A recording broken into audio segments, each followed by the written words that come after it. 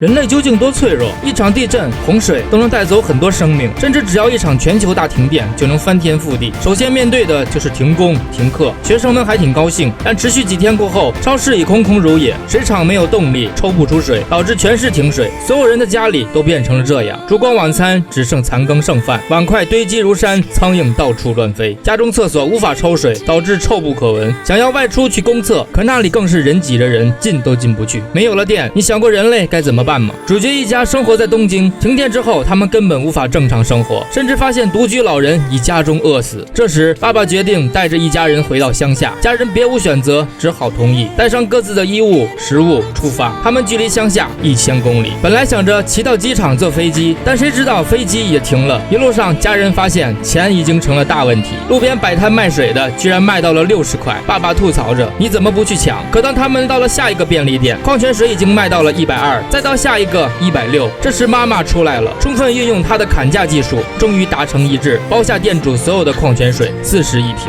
一家人在路边吃了点红豆饭团，女儿还嫌弃把红豆都扔了出去。可她不知道，几天后她会饿得连野草都想吃。夜里，他们到处找旅馆，可是几乎都关门了。找了许久，终于找到了一家，可此时的费用已经是1人2000块。醒来了，他们继续出发。这时，他们发现了一家米店，门口已经排了很长的队。在这家米店，有人用一条鲷鱼换了一点点米。下一个富豪摘下了劳力士，想换米，但被拒绝了。富豪不甘心，又从口袋里拿出了一串的车钥匙、玛莎拉蒂、兰博基尼，可却被老板轰了出去。他说这些全都不要。门外的富人全部尴尬的离去。这时，主角一家走了进来，他们拿出1瓶矿泉水，还有2瓶酒，换取了1袋米。之后，一家人骑着单车上高速，可却被眼前的场景惊呆了。高速路上全都是人，滑滑板鞋的，穿轮滑鞋的，但大多数人只能拖着行李箱步行，疲惫不堪。相比之下，骑着单车的他们要幸福得多。傍晚，一家人找不到旅店，只好在草坪上休息。旁边的一家人卑微地向他们讨1瓶水，他们虽然很同情，但还是自己的生存更要紧，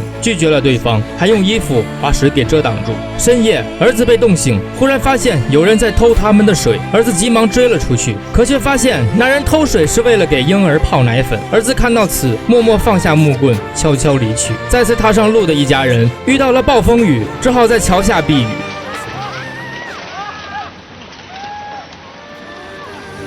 等雨停了，他们发现损失惨重，笔记本碎了，火柴湿了，单车的轮胎也坏了。更要命的是，换来的米全都洒了。这下弹尽粮绝，爸爸急得昏了过去。妈妈只好照顾着虚弱的爸爸，找食物的重担交给了2个孩子。2人来到一家超市，进去一看，柜上的食物早就空了，单车的外胎也没有。2人改变思路，男孩找到胶水，女孩找到了一堆猫罐头。接着，男孩又找到了一堆电瓶水，因为他知道电瓶水是蒸馏水，可以饮用的。之后，2人回到了父母身边，用手机壳给破掉的轮胎补好。这一刻，他成长了，骑了20多天，终于到了大阪。可传闻都是假的，这里也没有电。此时矛盾爆发，孩子们都指责爸爸做决定太过草率，只知道逞强。爸爸听后没有反驳，只是蹲了下来。此时一家人猫粮也吃光了，山穷水尽，该怎么办？没有原因的全球大停电已经持续了67天，一家人弹尽粮绝。爸爸饿得刚刚想把一只虫子放进嘴里，